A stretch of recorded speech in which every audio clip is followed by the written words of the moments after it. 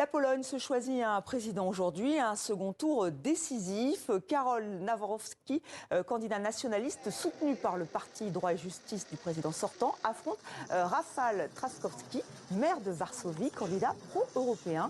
Le score s'annonce très serré et il est suivi de très près par l'Union européenne. Nous sommes en direct avec Pierre Buhler. Bonsoir. Vous avez été ambassadeur de France en Pologne. Vous êtes l'auteur de Pologne, Histoire d'une ambition. C'est aux éditions Thaïlandais. Un avenir européen qui se joue aujourd'hui alors que Varsovie est en première ligne. Oui, absolument. Et l'enjeu est tout à fait décisif pour le gouvernement de Donald Tusk. Dans l'hypothèse où le candidat du parti du PiS, donc le Parti national populiste, serait élu, il se retrouverait avec une cohabitation plus conflictuelle encore que ce n'est le cas aujourd'hui avec le président Duda. Et on aurait deux visions stratégiques différentes à la tête de l'État et surtout le président a un pouvoir de veto, et de veto notamment sur la promulgation des lois qui ne lui conviendraient pas, et les lois votées par le Parlement que le Parlement auquel le Parlement ne peut passer outre car il n'a pas la majorité des 3/5 nécessaires. Si en revanche, le maire de Trzaskowski, qui est un allié, un ancien ministre d'ailleurs de Donald Tusk, est élu président, le gouvernement actuel pourra gouverner normalement, en tout cas plus ou moins normalement, et rétablir l'état de droit qui avait été abîmé par le PiS pendant ces 8 années de pouvoir. Et donc c'est un score, Pierre Buhler, ça nous permettra... Oui, excusez-moi, donc ça a un score très serré. On a vu que les moins de 30 ans ont massivement voté pour l'extrême droite au premier tour. Est-ce que vous pensez qu'ils vont reporter évidemment leur voix sur le candidat plus nationaliste et expliquez-nous pourquoi cette envie de voter pour les extrêmes? Oui, effectivement, on ne le sait pas. La mobilisation est beaucoup plus forte, enfin, autour de 5-6 points, là, je regardais à 17h, elle est de 5-6 points plus élevée qu'au premier tour. Et on ne sait pas qui s'est mobilisé. Est-ce que ce sont les jeunes qui soutenaient, disons, les extrêmes, ou une population plus âgée qui se méfie précisément des embardées possibles. Et donc on ne sait pas à ce stade. La réponse à la question que vous me posez, pourquoi les jeunes se portent vers les extrêmes, et il n'y a pas que l'extrême droite, l'extrême gauche aussi a bénéficié d'une forte mobilisation des jeunes, c'est qu'il y a une atmosphère assez anti-système, une sorte d'atmosphère de dégagisme vis-à- les deux partis qui dominent la vie politique polonaise depuis 2 décennies. Et donc, les jeunes, disons la tranche d'âge 18-29 ans, a pratiquement voté à 60% pour des formations extrémistes, soit d'extrême droite, à hauteur on peut dire 40%, et extrême gauche à hauteur de 20%. Oui, une volonté de dégagisme. Très peu de leur voix. Voilà, une volonté de dégagisme des partis traditionnels. Absolument. Et bon, on ne sait pas alors comment ces voix vont se reporter, dans quelles conditions. Donc on restera dans l'incertitude certainement ce soir, encore peut-être tard, et peut-être même demain si le scrutin est suffisamment serré et s'il y a des contestations. Le risque est qu'on ne sache pas pendant un certain temps, comme ça a été le cas d'ailleurs aux États-Unis en 2000, dans le scrutin Bush-Gore. Il se peut qu'il y ait des contestations et qu'on ne sache pas demain matin qui est le vainqueur de cette élection, ce qui placerait la Pologne dans une situation délicate, évidemment, d'incertitude élevée. Merci infiniment Pierre Buhler pour ces précisions et bien sûr on va suivre avec attention ce scrutin et dont les résultats pourraient se faire attendre, vous nous le précisez. C'est un peu la Coupe du Monde de la musique classique. On connaît les lauréats du concours Reine Elisabeth Piano, c'est notre une francophone.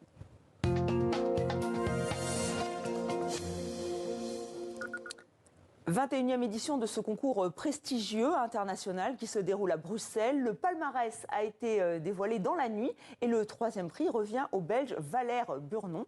Reportage de Stéphanie Hendricks pour la RTBF. First prize, Nicolas Meusen. À seulement 23 ans, Nicolas Meusen est sacré premier prix du concours Anne-Elisabeth. Sous les acclamations de la foule, de la princesse Éléonore et de la reine Mathilde, le jeune pianiste néerlandais tombe des nues. I feel extremely grateful and overwhelmed and happy, and it's a surreal event for me. Yes, absolutely.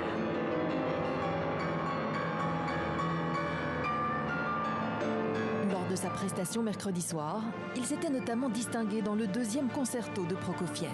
Un premier prix, c'est un véritable tremplin vers une carrière professionnelle. Anna Vinitskaya en sait quelque chose. Membre du jury aujourd'hui, elle remportait le concours en 2007. Next morning, just, I don't know, 100 mails I got and congratulations from everybody and also some asking for concerts, for interviews. I can say 100% my life was changed after the competition. Derrière le japonais, deuxième du classement, celui que tout le monde attendait. Valère Burnon. À 26 ans, le jeune pianiste originaire de Marchand-Famenne réalise son rêve d'enfant. Mais c'est génial, c'est très bien. Magnifique. Le trio de tête, on le voyait bien dans les trois. C'est ce qu'on espérait de toute façon. Mon objectif en venant ici, c'était d'arriver en finale et d'être content de ce que je propose sur scène. Et le reste, je savais que ça allait être que du bonheur. Il y a un tout petit peu de déception de ne pas avoir été premier ou deuxième, mais bon, voilà.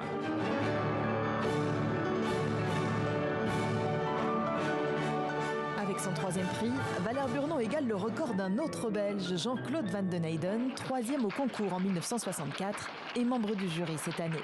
Je ne sais pas si c'est un record, mais c'est vrai que Valère Burnon et moi, on partage le même prix. Ça me fait un plaisir fou parce que c'est un garçon très sérieux, très solide et qui méritait amplement ce troisième prix. 61 ans après son aîné, on ne peut que souhaiter à Valère Burnon de faire une aussi belle carrière. On se retrouve dans quelques minutes.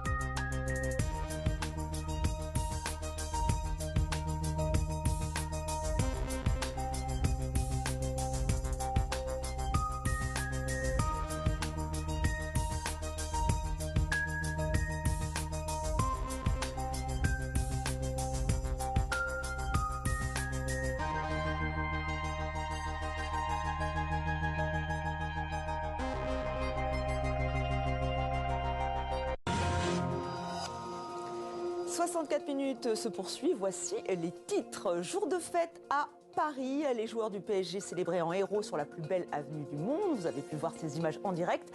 Les champions d'Europe seront accueillis d'un instant à l'autre par Emmanuel Macron à l'Élysée. Une fête ternie par des débordements et des drames. 2 personnes sont mortes.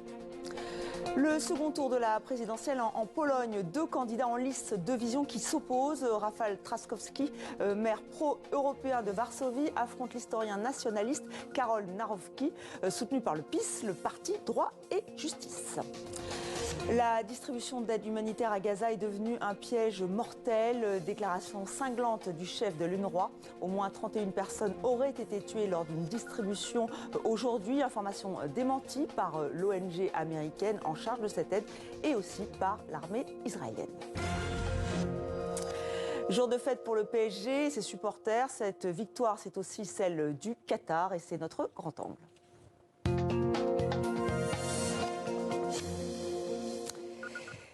Et oui, le PSG a gagné, mais le Qatar aussi. Le Qatar a investi massivement dans le PSG. Le budget annuel du club parisien est estimé à 900 millions d'euros. Et ce n'est pas seulement l'amour du ballon rond. Le sport, c'est stratégique, géostratégique. On va en parler avec vous, Pascal Boniface. Mais je vous propose de regarder ensemble ces images qui nous arrivent en direct.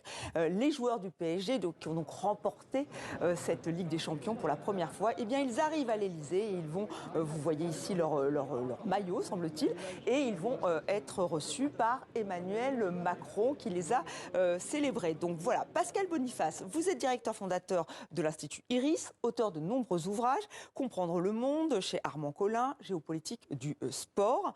Vous êtes aussi un amoureux du ballon rond, vous avez suivi cette finale? Oui, bien sûr, oui. Alors on peut être amoureux du ballon rond, mais aussi avoir un peu de distance en se rappelant que effectivement les propriétaires de ce club prestigieux, eh bien ce sont des Qataris, un paradis qatari donc, pour paraphraser le journal L'Équipe. Est-ce que ça gêne ou pas? Est-ce qu'on l'oublie? Non, on ne s'oublie pas. Le Qatar a investi sur le sport pour exister sur la carte du monde. Donc, avant qu'ils achètent le PSG, seuls les spécialistes de géopolitique ou du gaz et du pétrole connaissaient le Qatar. Et coup sur coup, à 1 an de distance, 2010-2011, ils ont racheté le Paris Saint-Germain et obtenu l'organisation de la Coupe du Monde 2022. Et donc, ils ont été vraiment situés sur la carte. Auparavant, tout le monde se demandait où est le Qatar. Donc, c'est vraiment une vitrine pour eux. Oui, bien sûr, c'est une vitrine. C'est ce qu'on appelle le nation branding. C'est-à-dire qu'on brandit, on prend le sport comme moyen d'exister, d'être connu, parce que le sport, c'est universel. Il n'est pas besoin d'être spécialiste pour suivre un match de football. Il n'est pas besoin de suivre les cours de bourse. Il n'est pas besoin vraiment d'être spécialiste.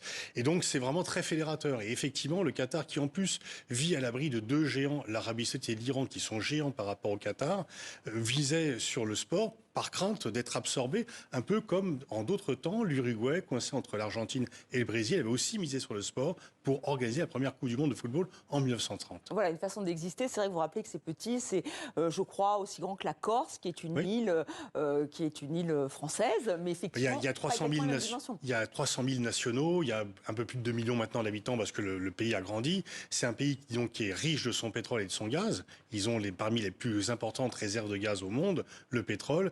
Et donc, ils ont effectivement préparé l'après-pétrole et l'après-gaz depuis assez longtemps. Et donc, ils ont un peu inventé, enfin pas inventé, mais ils ont repris un modèle de diplomatie sportive, exister par le sport, être connu de façon positive par le sport. Alors de temps en temps, il y a des critiques, alors contre le PSG évidemment, mais aussi, on s'en souvient, lors de la Coupe du Monde de football qui avait été attribuée au Qatar, il y avait des critiques sur les droits humains, sur aussi les travailleurs qui avaient construit les stades. Alors de temps en temps, effectivement, ces critiques ressurgissent et finalement, la Coupe du Monde, elle a eu lieu. Est-ce qu'on n'a pas un peu oublié tout ce qui s'était passé? Alors, en fait, les Amnesty International, Human Rights Watch, ces ONG de défense des droits humains se sont servis de la Coupe du Monde pour faire pression sur le Qatar, pour obtenir une amélioration du sort des travailleurs migrants. Ils n'ont pas obtenu tout ce qu'ils voulaient, mais ils s'en sont servis comme d'un levier. Amnesty International n'a pas demandé d'annuler la Coupe du Monde au Qatar. Ils ont dit non, qu'elle a lieu au Qatar, mais il faut mettre l'accent là-dessus. Et en fait, les Qataris se sont aperçus que obtenir la Coupe du Monde, c'était bien, mais que le coup de projecteur était aussi un coup de projecteur sur des aspects moins alléchants du pays. Et donc, ils ont dû faire des efforts pour effectivement sortir du système de la kafala où on était interdit de sortir du pays et créer aussi un SMIC et augmenter un peu la situation des travailleurs immigrés. Alors, Pascal Boniface, je vous interromps parce que là, vous voyez effectivement, alors typiquement, cette image, elle va faire le tour du monde. Et là, qui tient cette coupe aux grandes oreilles? Alors, c'est une fausse, hein, mais quand même. Cette image, c'est tout bénéfice pour le Qatar. Par le capitaine brésilien de l'équipe, Marquinhos, et le président Nasser El-Khelaifi qui préside le Paris Saint-Germain depuis le rachat par le Qatar. Donc voilà, là, on a vraiment un exemple très précis du soft power. Et ça, cette image, elle permet au Qatar d'exister. Elle permet aussi peut-être de faire oublier alors là, la photo de famille, effectivement, qui va être reprise, on l'imagine bien. Pourtant, le président du PSG, il a eu des soucis avec la justice. Il a eu des soucis, il a été soupçonné d'abus de pouvoir dans une affaire liée à Arnaud Lagardère. Et là, on a vu tout de suite le Qatar réagir, dire attention, si vous cherchez des ennuis à notre ressortissant, eh bien nous, on ne va plus vous soutenir. Non, le Qatar fait une action de long terme sur le Paris Saint-Germain, parce que c'est sa vitrine. Et donc, la question, c'était de savoir, est-ce qu'ils vont arrêter après la Coupe du Monde? Non, c'est un pari de long terme. Surtout que d'autres pays veulent aussi miser sur le sport, et donc le Qatar va continuer. Et les procédures judiciaires, elles sont en cours, là on verra ce qu'elles deviendront. Mais est-ce que ça ne veut pas dire aussi que c'est quand même, on le disait, du soft power, mais aussi un moyen de pression? Un moyen de pression sur les politiques en France par exemple Non, écoutez, les moyens de pression du Qatar, c'est plutôt les accords commerciaux qu'ils ont. C'est l'achat d'Airbus, c'est les investissements que les Qataris font en France. Le Paris Saint-Germain, ça sert plutôt à avoir une image positive. Si demain le Qatar se retire du Paris Saint-Germain, ça ne va pas changer vraiment, c'est pas un moyen de pression. Plutôt un moyen d'être populaire. Alors après, c'est vrai que comme c'est le club de la capitale, il n'est pas toujours populaire dans les autres villes, notamment à Marseille. C'est vrai qu'on l'a vu à Marseille. Notamment à Marseille, il y a une rivalité entre Marseille et le Paris Saint-Germain qui est de longue date. Et d'ailleurs, il y a toujours cette rumeur qui voudrait que l'Arabie Saoudite achète le club de Marseille pour rivaliser par club interposé. Pour l'instant, le propriétaire américain de Marseille ne veut pas vendre. Et donc, effectivement, la plupart des clubs français, maintenant, sont aux mains de capitaux étrangers. Le Paris Saint-Germain, mais aussi Marseille et de nombreux autres. Les clubs familiaux comme Montpellier et Reims sont descendus et il y a vraiment effectivement des investissements très forts de capitaux étrangers sur les clubs français. Oui, c'est compliqué. Parfois, on parle de clubs de milliardaires en parlant du PSG notamment. Alors, nous sommes aussi en direct avec Georges Malbruno, grand reporter. Vous avez coécrit avec Christian Chesneau, Qatar, les secrets du coffre-fort. Alors, c'est vrai qu'on discutait de ce soft power. Et est-ce que pour vous, le Qatar utilise aussi le PSG évidemment pour se faire connaître. On l'a dit, c'est une vitrine mondiale, mais aussi pour faire pression, des pressions politiques ou autres. Disons que l'investissement qatarien au PSG fait partie de ces investissements que je dirais stratégiques, qui consistent à acheter de l'influence. Quand on investit évidemment au PSG, eh bien à un moment ou à un autre, le Qatar peut être enclin à utiliser cet investissement pour dire écoutez, si vous ne souhaitez pas qu'on continue, comme on l'a vu lorsqu'il y a eu une polémique sur le Parc des Princes. Eh bien, pour dire nous, on va retirer nos billes. Donc, ça fait partie effectivement des investissements qatariens à l'étranger qui pèsent lorsque il peut y avoir une polémique, une contestation, comme on l'a vu il y a quelques années sur le Qatargate avec l'entrisme qatarien ou les soupçons de corruption sur le Qatar à propos du Parlement européen. Mais c'est surtout un instrument soft power, comme ça a été dit, pour effectivement se faire connaître. Ça a été une formidable vitrine. Et puis c'est aussi quand même, ça a été aussi une façon pour le Qatar de mobiliser sa jeunesse, de se crédibiliser. Il faut se souvenir que le Qatar a acheté le PSG en 2010, il y a 15 ans. C'était 4 ans après l'organisation des Jeux asiatiques. C'était aussi dans la perspective d'obtenir une Coupe du Monde. Donc tout ça faisait partie d'une stratégie sportive qui avait été clairement définie à la fois par l'émir père, l'émir à l'époque, qui est le père de l'actuel émir, stratégie sportive qui visait justement à installer le Qatar comme un acteur incontournable sur la scène sportive mondiale. Et donc ça a été fait. Et donc le PSG, oui, fait partie de cette stratégie-là qui a marché et qui a fait des émules, puisqu'on a vu que, eh bien, l'Arabie Saoudite s'est lancée après. Oui, avec Newcastle United, Abu Dhabi s'est offert Manchester City. Il y a une sorte de course effrénée, en fait, pour avoir la plus belle vitrine. Oui, effectivement. Pascal Boniface. Ce sont des investissements qui ne coûtent pas très cher, en fait. C'est des centaines de millions, mais par rapport au financement que ces pays ont, c'est pas grand-chose. En fait, dans un milieu qui est très compétitif, c'est moins cher que d'acheter des Rafales ou d'autres instruments. Donc, il y a une sorte de compétition entre les pays du Golfe, ces trois-là, les trois que vous avez cités.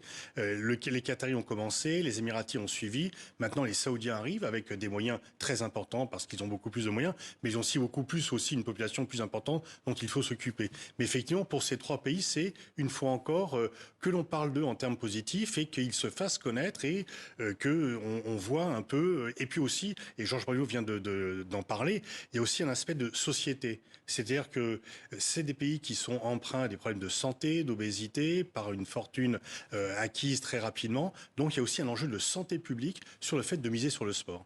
Mais est-ce que ça peut être aussi de la propagande, ça peut devenir de la propagande, Georges Malbruno? Est-ce qu'on peut se poser cette question?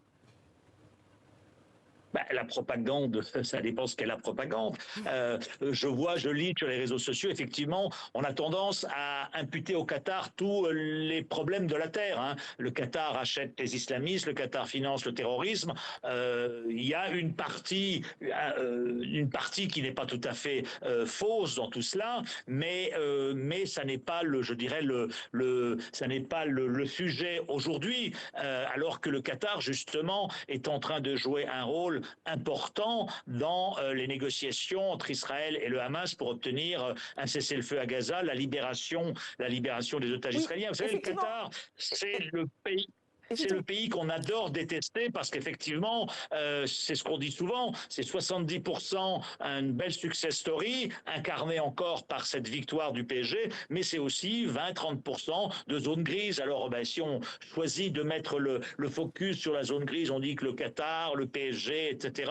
Mais je crois que là, c'est pas tout à fait le sujet. Je voudrais dire aussi que c'est pour ces pays-là c'est moins vrai au Qatar, qui a une toute petite population, mais c'est vrai en Arabie Saoudite, qui a 26 millions d'habitants, dont 60% en moins de 30 ans. C'est une façon d'instiller du nationalisme à des pays qui étaient souvent basés sur le fait tribal. Et la tribu, vous le savez, n'a pas de frontières. Et donc, le nationalisme est une notion qui lui était étrangère. Donc, à travers ça, c'est effectivement déployer un drapeau et donner un sens nationaliste à des populations qui n'en avaient pas pendant longtemps. Voilà, effectivement, Pascal Boniface est totalement d'accord avec vous. Avant de vous joindre, effectivement, c'est ce que vous nous expliquez. Pourquoi certains pays semblent avoir plus de mal à faire ce soft power? Je pense à la Chine avec les événements sportifs. On sent bien que là, les pays du Golfe, ils y arrivent.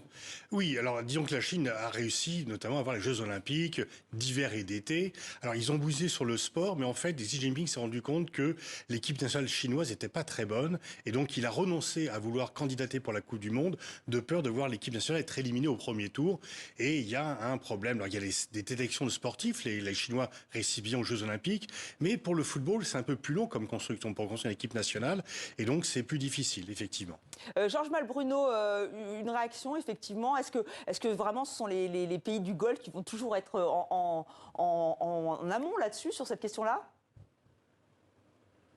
Non, pas forcément, mais c'est vrai que les pays du Golfe, il ne faut pas se le cacher, ont des capacités financières qui les rendent extrêmement attractifs aux yeux des instances internationales, et que, c'est vrai qu'ils ont une capacité à influencer les décisions qui sont très très fortes. Est-ce qu'il y a corruption ou pas?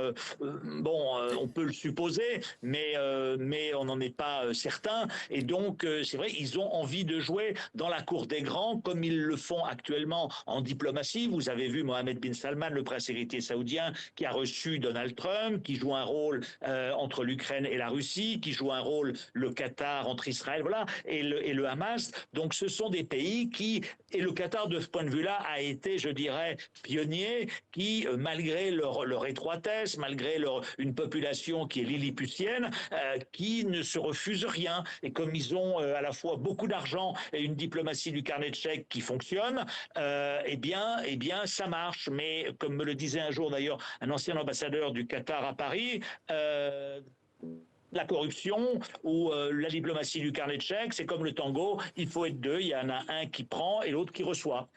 Pascal Boniface, je vais vous laisser le mot de la fin. Effectivement, il faut être deux pour un tango. Il ne faut pas non plus se laisser déborder par les milliards. des pays du Golfe? Oui, mais enfin, disons que c'est vrai que les instances sportives, elles veulent être sûres que ça marche bien. Donc, en fait, il faut distinguer. Le Qatar n'a pas une équipe nationale très compétitive en football. Les Saoudiens, c'est un peu mieux. Il faut avoir un bassin de population plus important. Et en fait, ce que veulent, effectivement, on voit bien que la FIFA, quand l'Arabie Saoudite se porte candidat, ils sont sûrs que tout sera fait, que tout sera payé, qu'il n'y aura pas de problème. Et donc, ça compte effectivement pour ces instances sportives. Voilà, Georges Malbruno acquiesce. Merci à vous deux d'avoir participé à ce grand angle. Effectivement, ce jour historique pour le PSG qui a donc décroché sa première coupe aux grandes oreilles. On les a vus là en ce moment. Ils sont avec Emmanuel Macron. Merci à vous deux.